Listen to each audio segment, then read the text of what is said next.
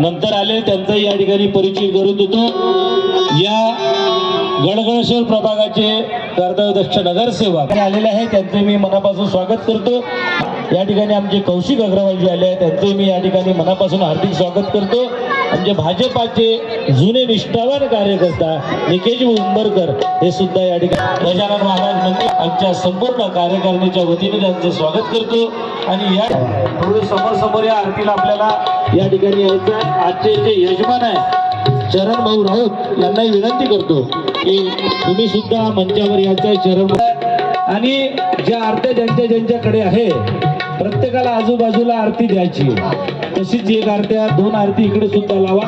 fan बंद करा राजू भाऊ इंगोले साहेब, ते बंद करा म्हणजे एक इकडे देऊन